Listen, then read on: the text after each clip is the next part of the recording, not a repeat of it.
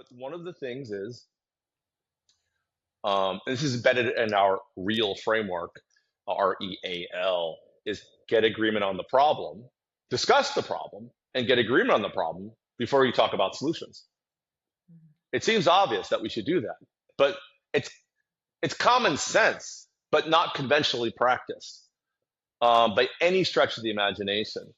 And even that one realization, it's like, I better talk about and get agreement on the problem before we even whiff a solution is so important. So, like, if you're an entrepreneur and you've got somebody in your team, for example, if you're going to recommend that, and let's say you see some performance gap or opportunity, and you've got ideas about what you want them to do differently, they're not going to do any of that unless they agree they have a performance gap or opportunity and they're motivated to do something about it. And how could they possibly agree to it if you can't talk about it? So you better talk about it and get agreement to it. We're your co-hosts, Vicky and Laura, and this is the Resilient Entrepreneurs Podcast, the ultimate guide for ambitious business founders and startups.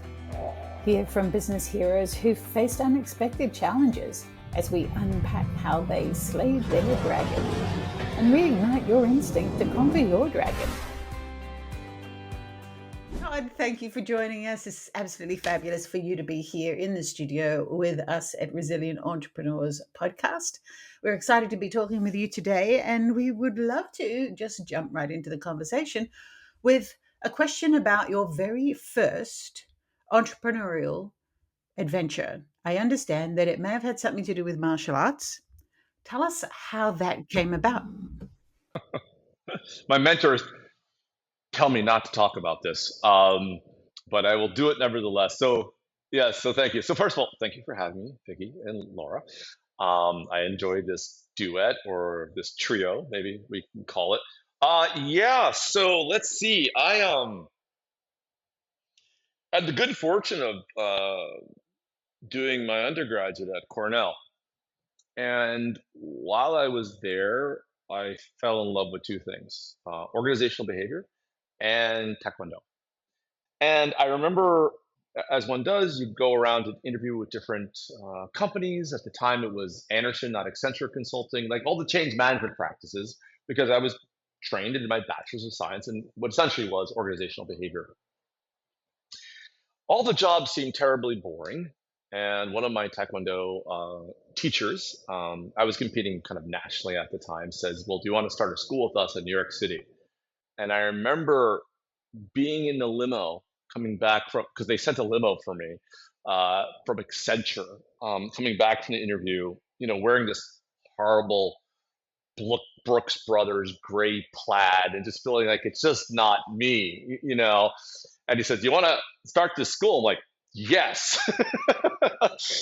And so that's what I did, much to my parents' chagrin, like who does that?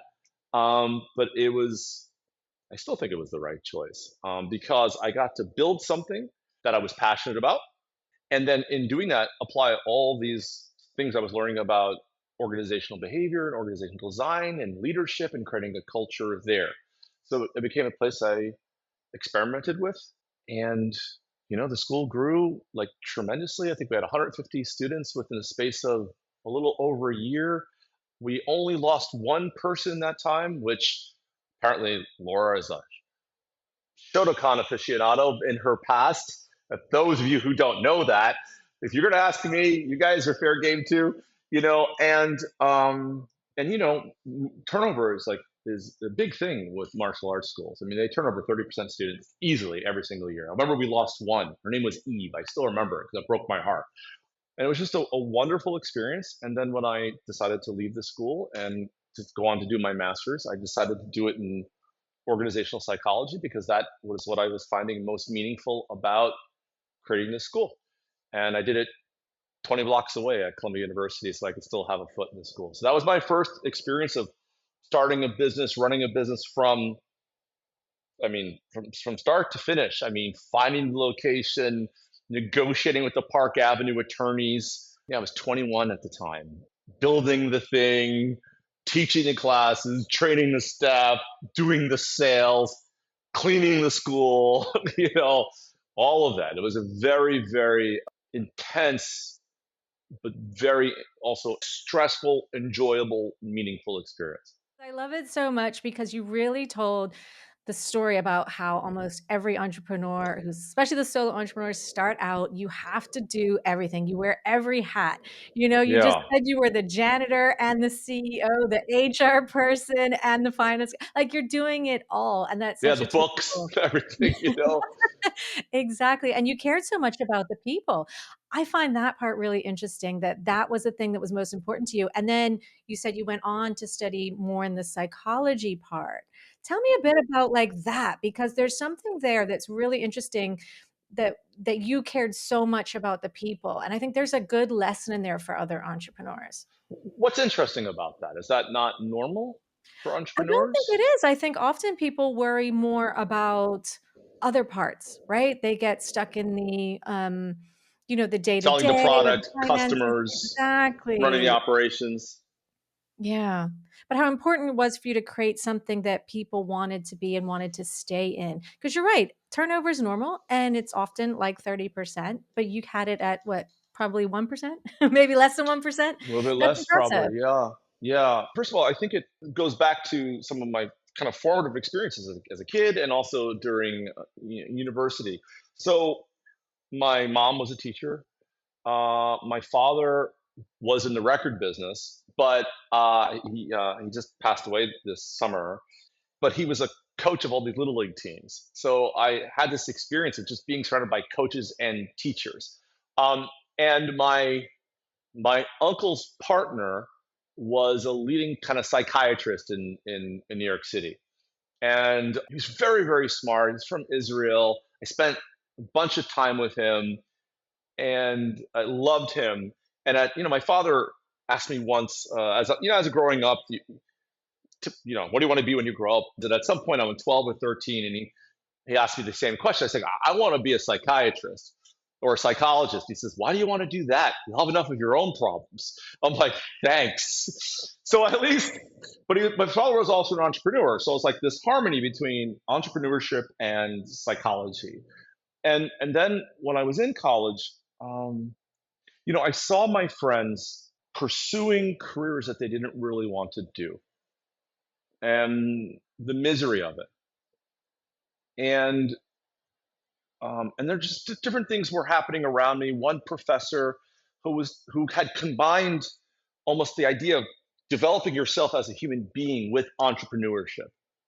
His name was Michael Hudson at the business school at Cornell. And all that together, I was like, I got to do something that I actually want to do and I feel passionate about.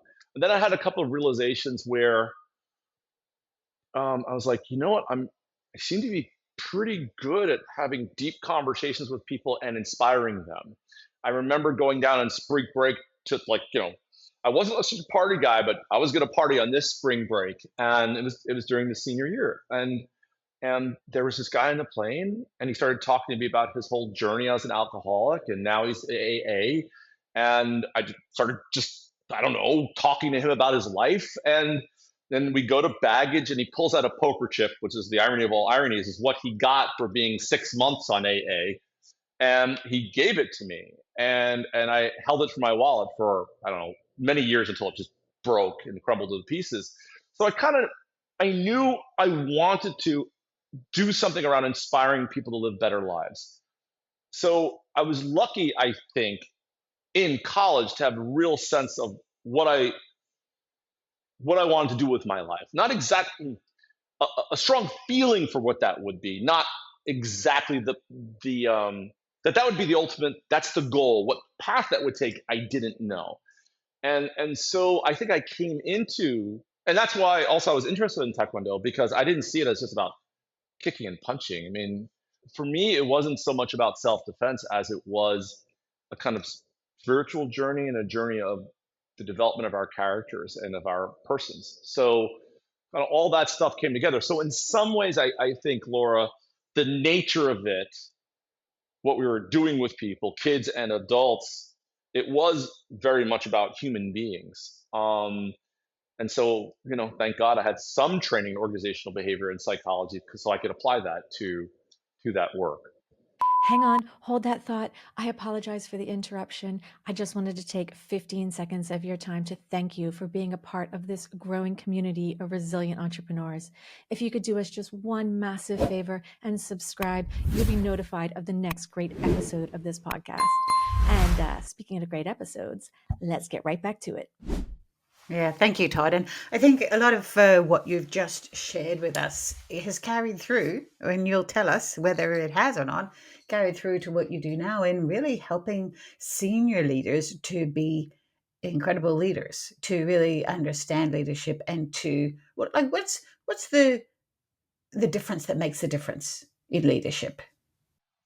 So I think the first thing is believing that you're capable of exercising leadership regardless of whether you're a senior leader or not, and separating the idea of leadership as an activity from the role of leader.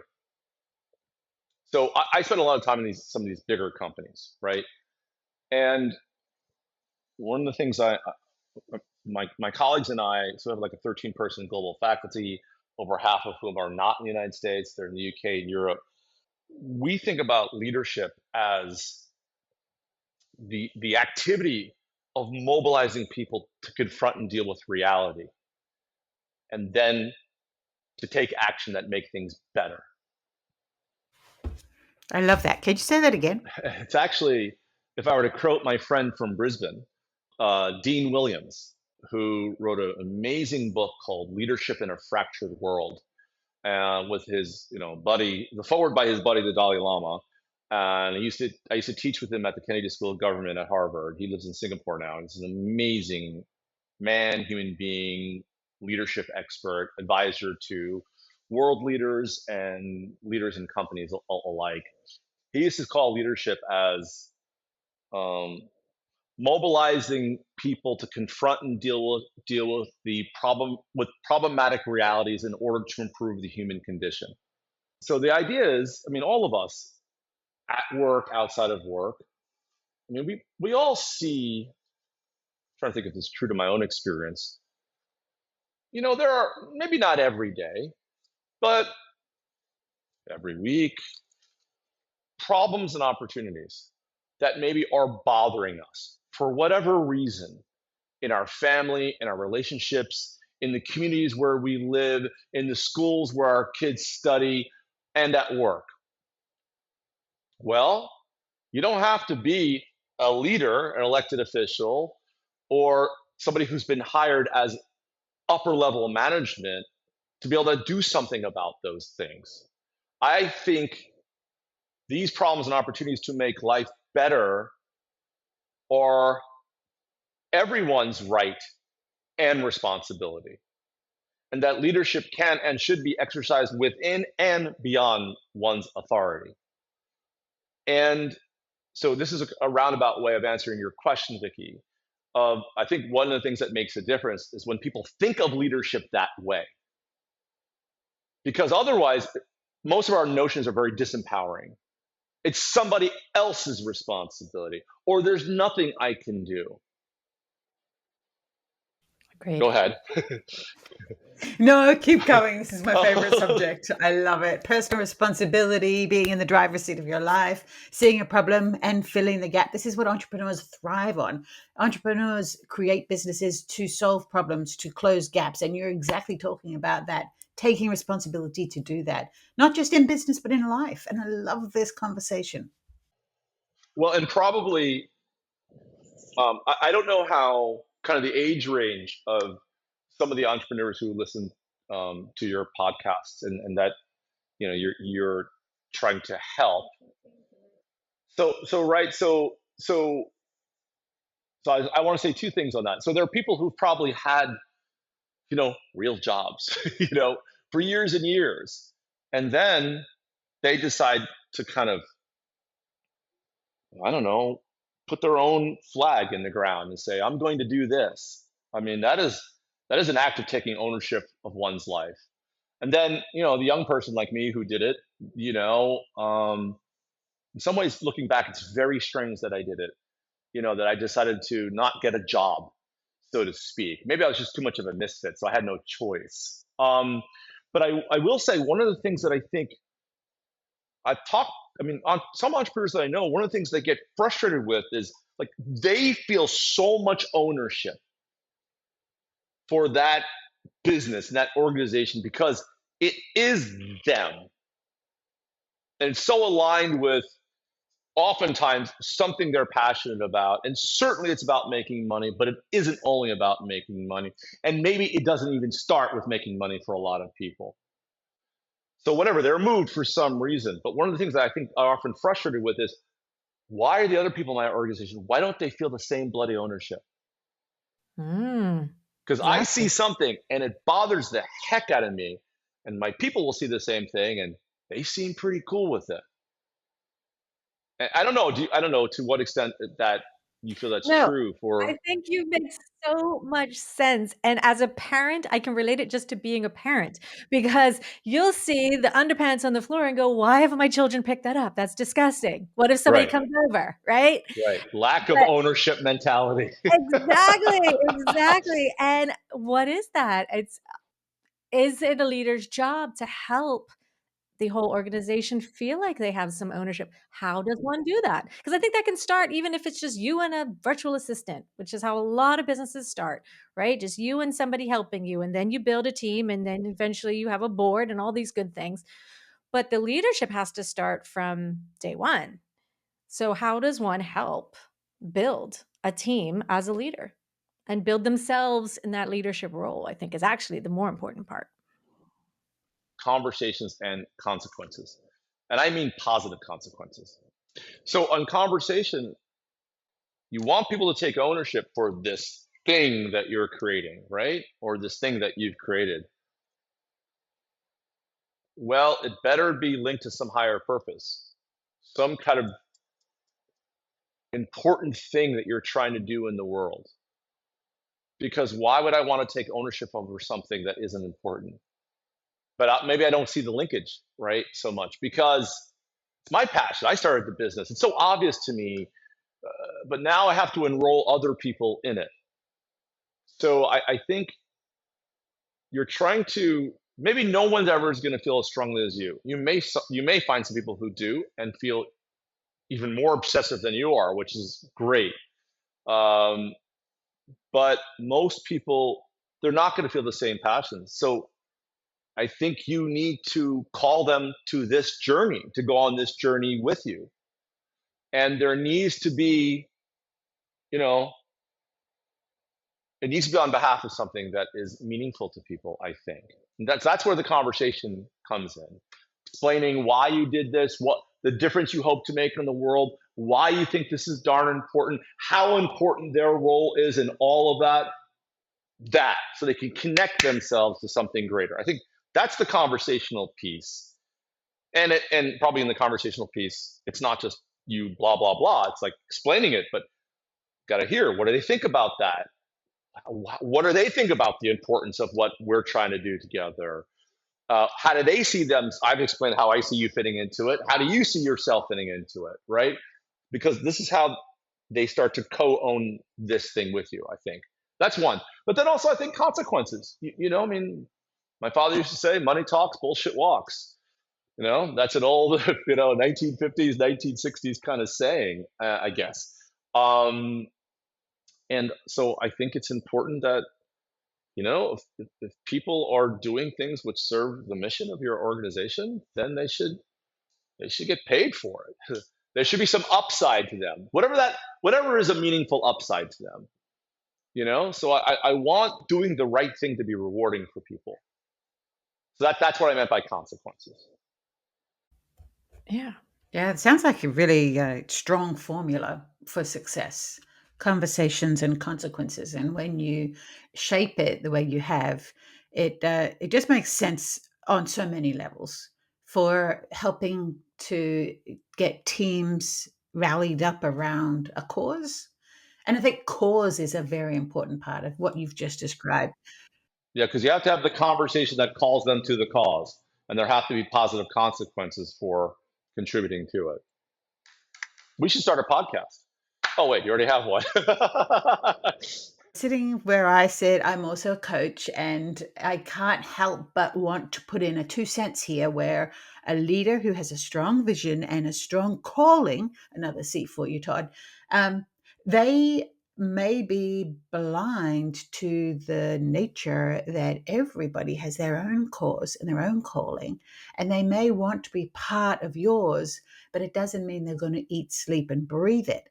They may not need to be as passionate about it as you are, as the leader, as the entrepreneur, but know that they're on board for their own reasons, that they have their own passion driving them towards the common cause.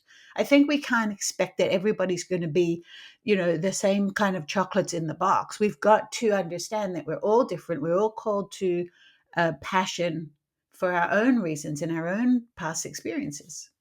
What are your thoughts? I totally agree. And the reason I'm pulling out my text right now is, let me see if I can just find it, because I texted somebody something the other day that I think has some bearing on the conversation. So as an entrepreneur, you're trying to build something. You've got people who are part of that with you, who kind of maybe technically work for you, right?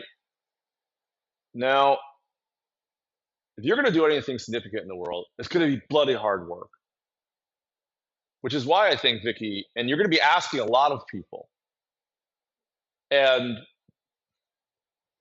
which is which I think makes your point, Vicky, even more important.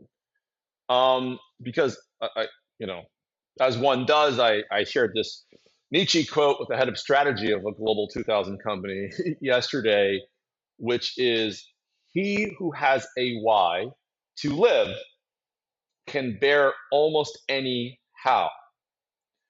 And so I wrote, consider what is people's why that would justify the quantity and quantity of work you need and want them to do.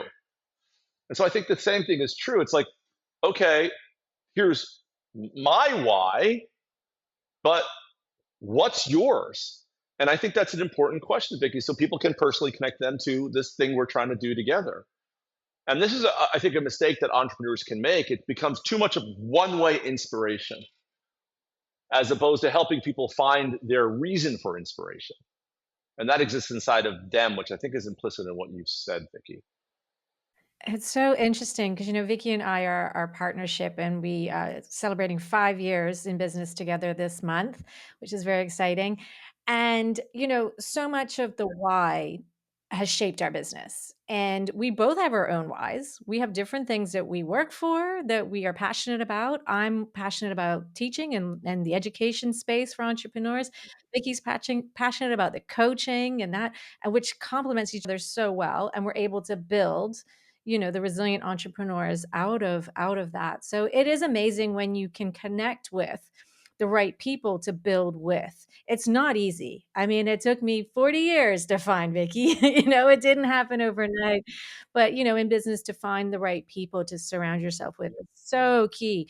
That's special, by the way. It That's like is. a I big recognize deal. that. Thank you. Yeah, I recognize that. Definitely yeah. do. Very rare. Very And you rare. feel it here. So, Oh, thanks. Thank you. yeah, I'm so glad to yeah. hear that.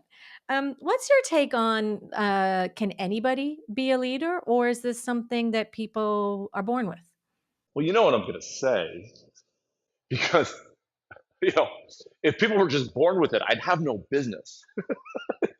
You know what I mean? But it's still a relevant question, because people are still asking this question. And I thought it was settled a long time ago in the literature. But I remember when I was teaching at the Kennedy School, I met with a deputy finance minister for China, uh, because his friend was my student, who was like a lieutenant in the whole Tiananmen Square student movement. And boy, those guys had stories to tell. And I remember we're sitting at dinner in Cambridge, and he just asked me, "Are leaders born or made?" And it was such an interesting question, And imagine that country really, as a just an everyday person, feeling probably the. Now I think I understand the question. I didn't understand why he asked it or where it was coming from. But imagine if you grew up in that country, having very little ability to shape your own destiny whatsoever.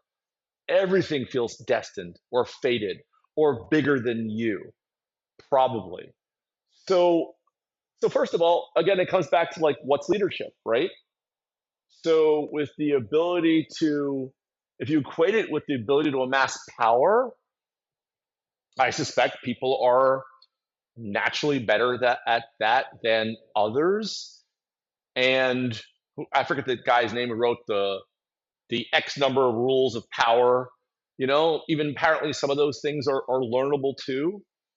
Um, what I'm interested in is people exercising leadership, stepping up to mobilize and collaborate with other people to confront and deal with problematic realities or opportunities to make things better, and then helping all that actually occur.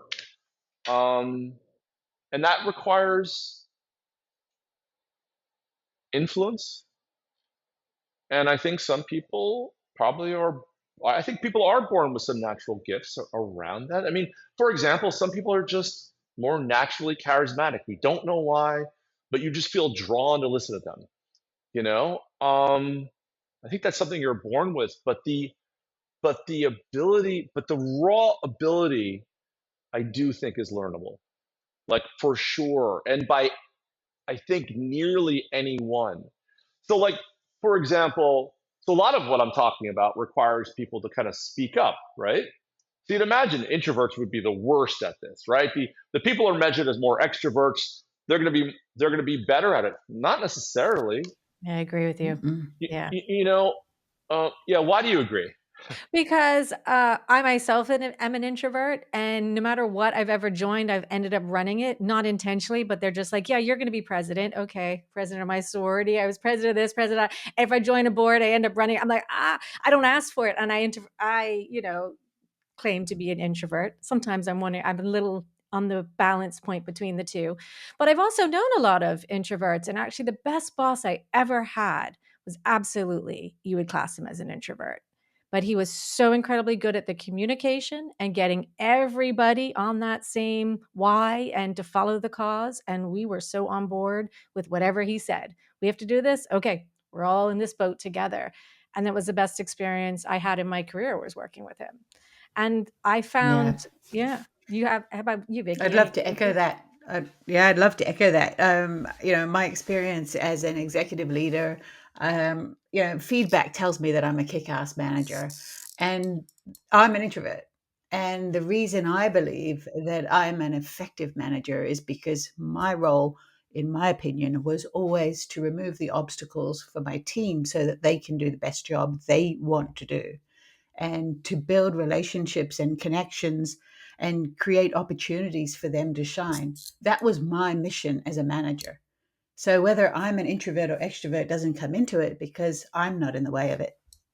Yeah, and I think I agree with both of those things, and I think leadership is a thinking person's game, because the first question you have, so it's not about blah blah blah. I mean, your ability to articulate yourself well is important, and just having the personality of an extrovert doesn't necessarily make you better at that. That's just, you tend to be more outward than inward. It doesn't make you more of a capable communicator necessarily, although perhaps you talk a lot, practice makes perfect, and somehow you pull ahead of others.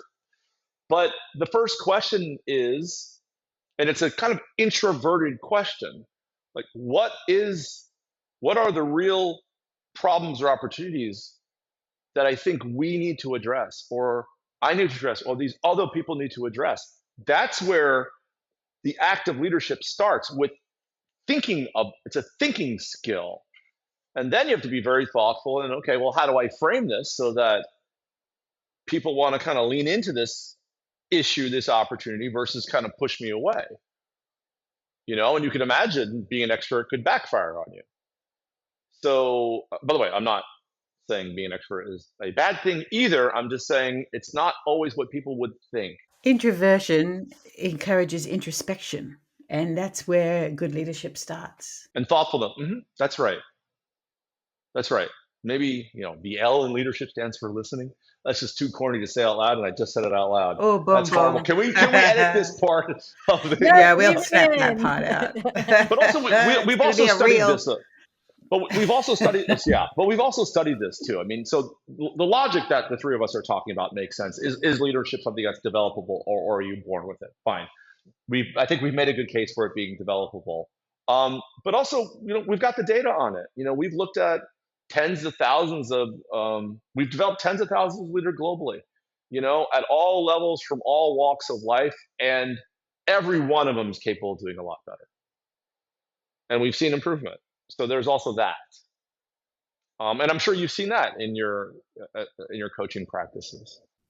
Yeah, and I think lifelong learners are lifelong leaders. A good leader will always see room for their own improvement.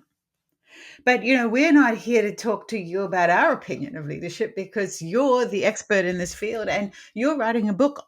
I'd love to know more about the essence of what's in that and Uh, why it's important for you to share that message to the world. hmm. So I don't know what to call it yet. I might want to call it unradical candor. Maybe just to be divisive. but um, but there's a lot of so it's a multi-part answer. Um, there are a lot of books on conversations, but there isn't one definitive guide, one place where you can go that can provide you guidance around how to effectively handle the conversations in your life, in and outside of work, that really matter to you. And there are, I mean, in Radical Candor, in Courageous Conversations, in Crucial Conversations, Difficult Conversations, all these books, there are some very solid ideas, which I think are worth people knowing about. And I want to put a spotlight on those things. There are also a lot of bad ideas that, if properly implemented, will make things worse. And there are also huge gaps in our understanding of what it takes to have an effective conversation about something that really matters. Because the moment it matters, it means it's probably going to be threatening or embarrassing to somebody, or it's going to be quite complex, which makes us all feel out of our snorkel depth, and we tend not to respond well as human beings when we're, below snorkel depth, I guess is the way to say that. I'm looking at the Australian here for water guidance. So I was like, am I saying it right? But you're in Bermuda, so you're both kind of island people. Yeah. And I'm in Manhattan, so if I'm in the water, there's a problem. So, so there's that. I want to create a definitive guide that will provide people with actionable knowledge about how to have important conversations much better than they would have been able to. They could read it and they can apply it and use it immediately. But the question even then is, well, why the heck to bother doing any of that? I guess it's because I have conversations make up such a huge part of our lives, and a lot of times people simply avoid having the conversation they need to have, and when they choose not to avoid it, they often don't go well. And people, because of those two phenomena, their lives are much more miserable than they have to be, right? So my team and I have looked at probably nearly 50,000 conversations that did not produce the results that people wanted. Okay, so it's a pretty big data sample, and most of it's in the workplace. Okay, like 95% of it's in the workplace. And they're always bringing to us conversations, again, that didn't produce the results that they wanted. And when you read, and we have a foolproof way that's based upon some research that was done at Harvard, a tool that was created there. So it's not my kind of creation. That gives us access to how people really behave during these conversations, not how they think or say they behave. It's like the next best thing to having miking up the lapel and hearing what they're saying. So it's very cool. And when you look at the conversation, there are clear patterns in the data of gaps in the way people are communicating with each other, and the people our clients who shared these case studies with us. And there are traps that they're falling into. and you're like, God, if you had not done this and done this instead, it's not a guarantee the conversation would have gone better, but it certainly increases the probabilities. Like, for example, a big trap that people across the globe fall into, seemingly regardless of culture, company, country, any of it, background, is jumping to action. So I'm offering solutions to you to a problem we've neither discussed nor agreed upon. It's classic. And then when you have a person jump to action and the person doesn't respond, they don't go, well, it's because I skipped over agreeing on the problem. They go, they're just not open to creative and new ideas. So the person, when you look at the conversation, most people have like a big blind spot around their contribution to the conversation not going well. And then when you look at the consequences of that, they're bad. They're bad for business, they're bad for people. The business problem doesn't get solved, or it's really slow to solve, or we're having to live with too much risk inside of our company because I couldn't get the person to take this issue seriously. And then now I've got to take more work on my shoulders. It's not like I have a lot of free time. It's really their job, but now I'm doing a portion of their job, and now the relationship isn't so good because I hate them for being so closed-minded when I should be more condemning perhaps of myself and my own methods. Then I think it's less likely that I could work with them in the future. So it's just like, and the thing just cascades. And when you see tens of thousands of those instances, you're like, I need to solve this. And when you look at what's out there, it's like, it's not good enough to solve it. And so I've been working now for, I don't know, almost 30 years trying to figure out. So, okay, we have a pretty clear idea of all the traps and gaps that people have in their communication, their conversations. We've codified that, and there's a seeming universality around it. We've also figured out what good looks like, and there are generalizable principles and steps to follow that seemingly work across any conversation about anything with anyone. And so now that I feel confident in being able to assert that, which I didn't for a while, and there's been a lot of bloody trial and error, a lot of things that I thought worked did not, so there go all of my dreams, and all of my fanciful notions. And it's like, okay, now we're ready to give something to people that can help them. And the literature shows this as well, that when people, you talked about authenticity on kind of our quick pre-call, Vicky. When people can't find a way to express themselves authentically, which is what's almost always happening in all of these tens of thousands of conversations that I saw, that we've researched, we've read and analyzed. The psychological research demonstrates that it has a severe negative impact on people's sense of well-being, on their sense of well-being, and every psychological measure of well-being.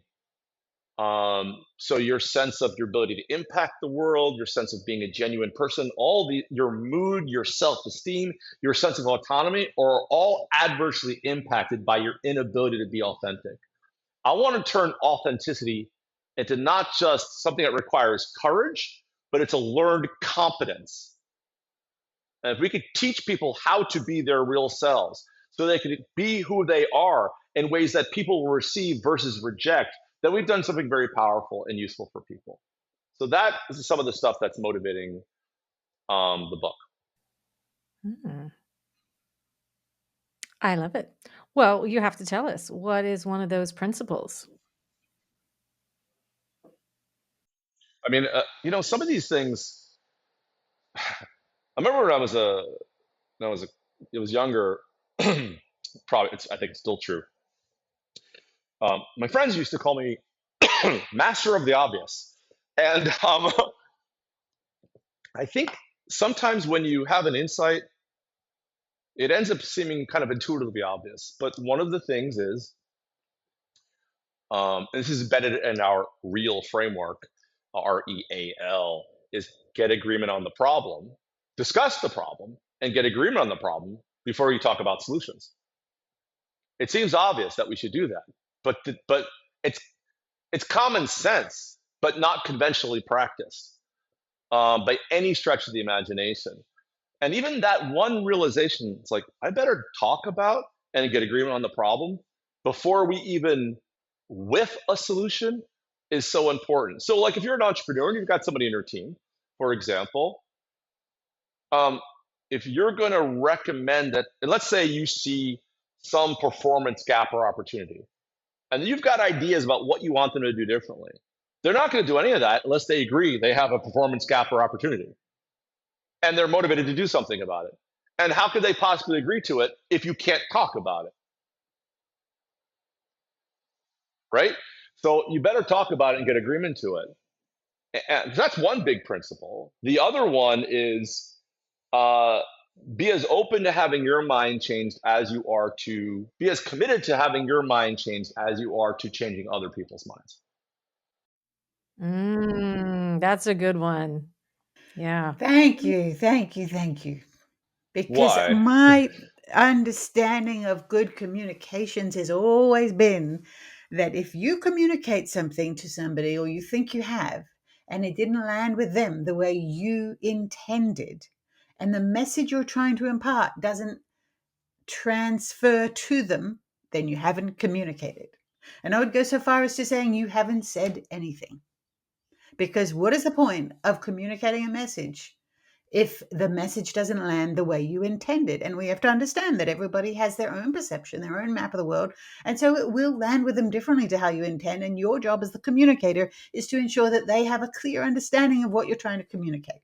And I think this all comes together with what you are saying. It's about being open to doing it differently, to being wrong, to an opportunity to learn a new way. And what you've just described for us, Todd, is a formula for as blasé and as beige as this sounds. Please don't ever consider using this as a title for a book. But the essence of what you've just talked about is a formula for effective conversation and conversation, or suffer the consequence.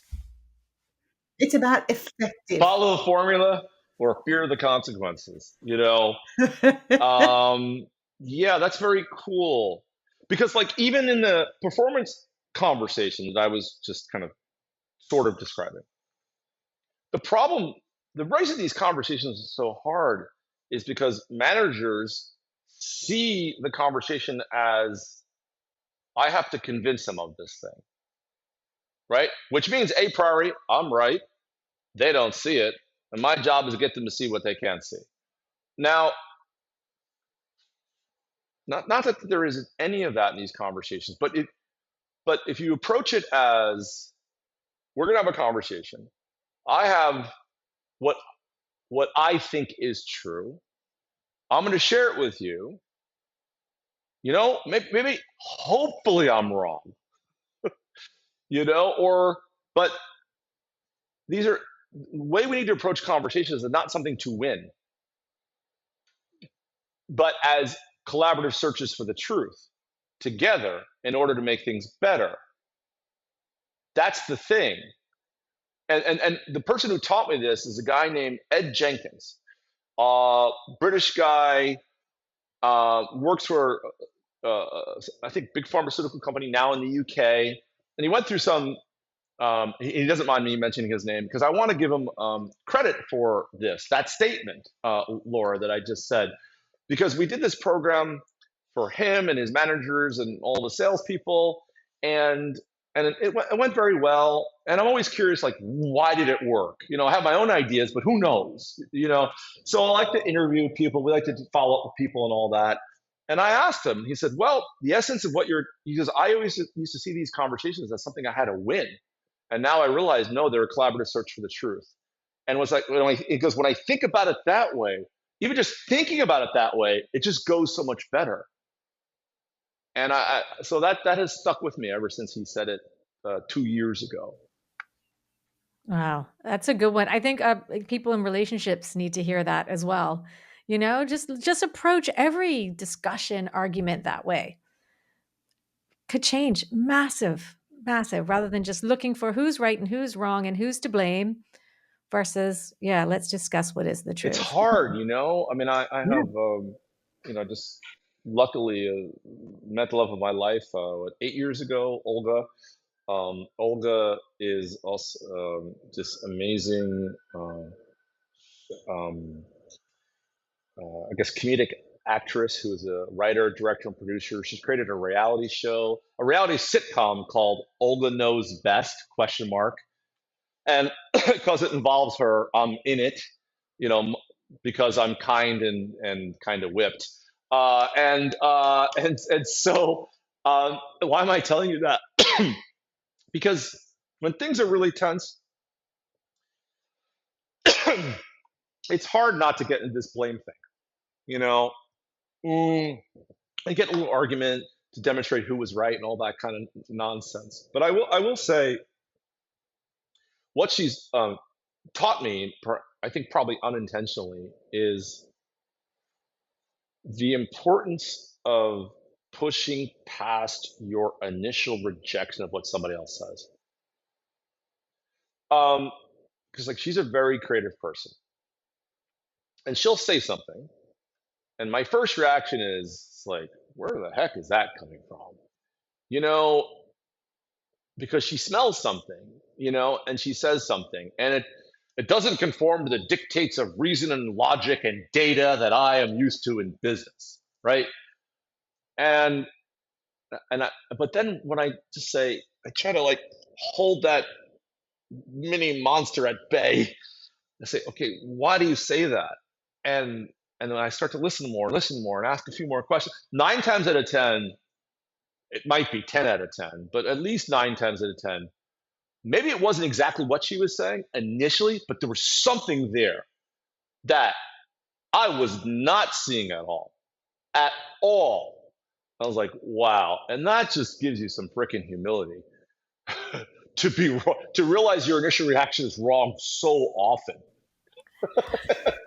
It's My horrible. partner's quite used to that too. Of course, with you, I understand that. He's lucky. He's lucky for all this I'm not wonderful saying that. learning. He says that. Okay. I'm just being funny. That's all Yeah, right. of course you are. Oh, look, I love this. I just want to keep talking for hours. I want to sit, I want to invite you over for lunch, Todd. This is a beautiful conversation. There's so much more we can unpack. I can't wait for your book because I'm ready to read it. I'm ready to share it with the world. Perhaps when you've written and published that book, it's time for another episode Okay. on resilient I would entrepreneurs. love it. We'd love Yeah. to invite you back. It's a great conversation. And I am doing some behind the scenes content as well in the meantime, because I have a writer who's helping me with this. So I thought, I don't know. Well, first of all, good content for social media, but why not push some of this out if it could be of use while I'm on the journey? So we're recording all of our writing sessions, and we're cutting them up, for these, like, some of these things, these principles, and again, going to push them out. So if your listeners, yeah, and if your listeners want access to them, they could kind of link in with me. We also, if Todd Holzman, that's straightforward. I don't think there are many of us. But also, if your listeners want, we put together some free content. So if they just email my PA, and they put your names in the subject line, my PA Lace will know what to do, and her email is Lace, LACE, at Holzman, HOLZMAN.com. And it's like just free stuff that hopefully is useful and inspiring. Fantastic. Thank you for that generous offer. And we'll be sure to include all of that in the show notes as well. Yeah. Well, Laura, did you want to wrap us up? Well, I just wanted to ask the one question we haven't asked yet, Todd. This is called Resilient Entrepreneurs, and we haven't asked you at all your thought on resilience. What does that mean to you? It probably means to me what it means to many people is Theodore Zeldin quote just came to my mind. I think the quote is something like, love is what makes life worth living, even when it's painful. And yeah, and first of all, I'm going to struggle to connect that to your question, but perhaps it's the ability to endure difficulty and keep going despite the adversity. And then maybe the question is, well, what does it take? And there are people who are, I think, far more researched and expert in that question than I am. But what does occur to me, and it goes back to the conversation we're having at the very beginning about the entrepreneurs who in your audience, I think it definitely comes down to having a real sense of purpose and mission about what you're doing. Back to Nietzsche, you can endure any how if you have a compelling reason why. And then I think being quite truthful in your life is important. Uh, Clinical psychologist Jordan Peterson had this lovely quote I heard the other day: "The truth is the handmaiden of the good." And and making these conversations with each other, like you're being quite truthful and you're seeking the truth from other people, I think that will teach you what you need to learn along the way so that you can be more resilient. Because being more resilient often requires, I think, adaptation and learning. And how are you going to learn if you can't give and receive truthful conversations? And maybe that's also how you help other people do the same. Yeah. Yeah, no, you nailed it. You summed that up perfectly because it's absolutely everything we've talked about today. And such the great point of how that helps others. As a business owner, especially if you're in the early stage, like we know these things are tough, having those tough conversations, they're just the importance of them has to supersede your own internal worry about having right the conversation because they're tough and it is tough to have tough conversations and sometimes you need to fire someone or you need to move on from something or somebody just isn't performing and these things are hard and we often don't want to do this stuff so we avoid it and it just causes more and more stress and chaos down the line. So being authentic, having these conversations, so important and to get it right and listening. I think a lot what you said about listening, it really resonated too. Like take the time to listen, hear the whole problem. Don't hear, oh, we've not hit our sales quota and go, okay, this is what we could do to hit our sales quota. No. Listen to why, because they might know why and they might need help with one thing or one right? And you're trying to fix all this other stuff, and they're like, "Okay, now what do I say? It's my manager. I don't know what to say to them. They've just told me what to do, so now I'm gonna shut up and go away." They're not gonna come back again and ask for more help, right? So we have to remember, take the time so that you don't shut down somebody else in the process of communication, because it's easy to jump into fix-it mode. A lot of us wanna do that. I think it's kinda normal. But it's great. I really appreciate all those points you made on that. I just want to thank you so much for joining us. This has been an incredible conversation and one we don't want to end. And I hope to definitely have you on again soon, especially because you're writing a book. Congratulations, writing a book. It's a big deal. And developing an AI app and all that stuff too, Oh, because okay, just an app as just that, because I well. want to make this stuff available to the world at an affordable price versus the 0.1% inside of these large companies that and some smaller companies that are able to get access to what we do. So you're on a bigger mission. You want to reach more people. Yep, for sure. That's the whole Yeah. point. Yeah. Because it's one thing teaching one-on-one. It's a whole nother thing when you write a book and have an app that can then reach millions. Well, thank you, Todd. This has been fantastic. I really appreciate your time and great conversation. And come back to Bermuda anytime. Let me know. We'll go out for coffee.